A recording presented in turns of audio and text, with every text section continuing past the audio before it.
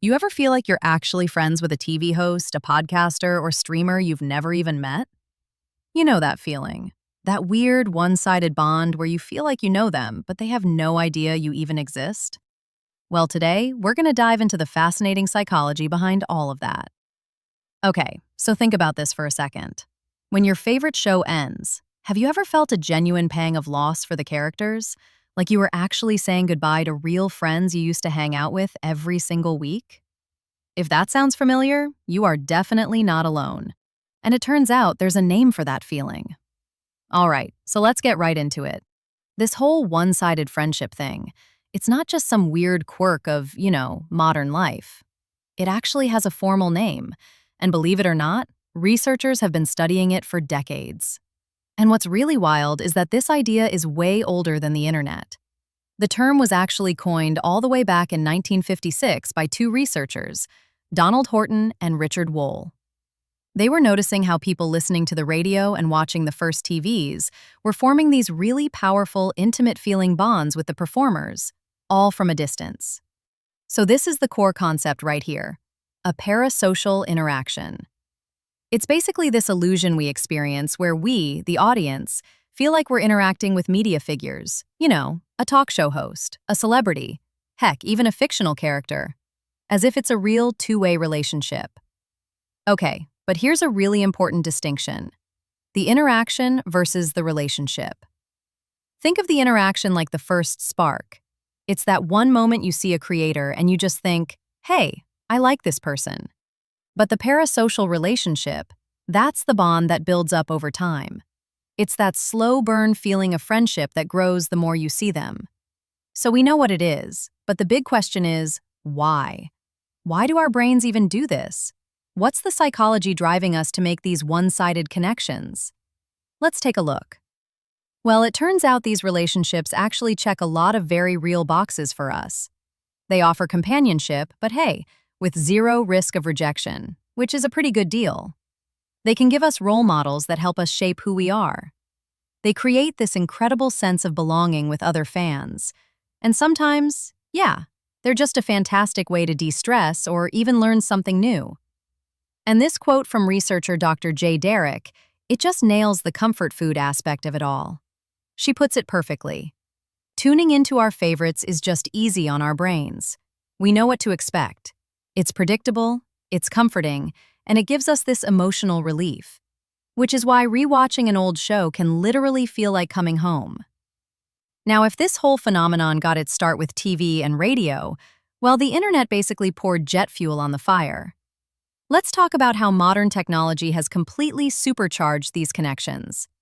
You can really see how this has evolved. Back in the 50s, it was just a one-way street, right? A broadcast.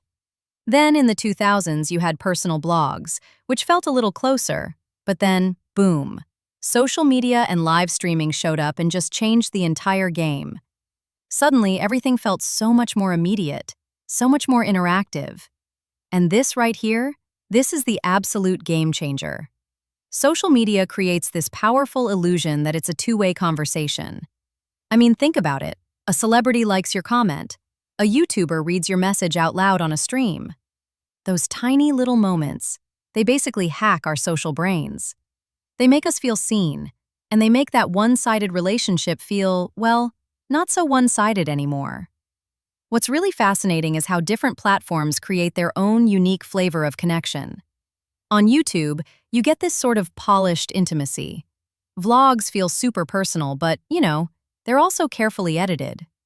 Then you've got a platform like Twitch, which has become this kind of digital third place, a community hub where people just hang out in real time. And podcasts, it's just so intimate, right? It feels like having a friend talking right in your ear. Okay, so it's pretty clear these relationships are more intense and more widespread than ever. But is that a good thing?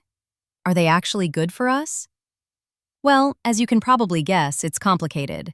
So let's look at both sides of the coin here. On the plus side, there are some real benefits. Studies show kids can actually learn more effectively from characters they feel a bond with. These relationships help us explore our identities and find our people, our community. But then there's the flip side.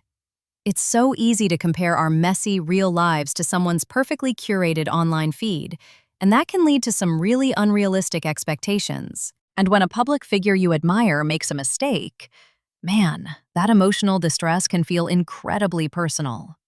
And if you want to know just how deep these connections can run, get this. A study by Google found that 40%, a full 40% of millennial YouTube subscribers feel that their favorite creator understands them better than their actual real-life friends. Just wow. Let that sink in. So if these connections can feel even more real than friendship, what happens when they're just suddenly gone? You know, when the show gets canceled, or the creator just stops posting. What then? Well, that brings us to something called a parasocial breakup. And yeah, it's exactly what it sounds like. It's that genuine grief and distress people feel when a media figure they formed a real bond with is suddenly just gone from their lives. And I really want to stress this. That feeling of loss is totally legitimate. It's not silly. Research actually shows that the emotional pain we feel is surprisingly similar to the pain of a real-life breakup, just on a different scale. Of course, how hard that breakup hits you isn't the same for everyone. It can be a lot more intense depending on a few things, like how strong was that original bond? Factors like loneliness or having what psychologists call an anxious attachment style, where you tend to worry more about abandonment or just really identifying as a huge fan. All of that can make a parasocial breakup hurt a whole lot more.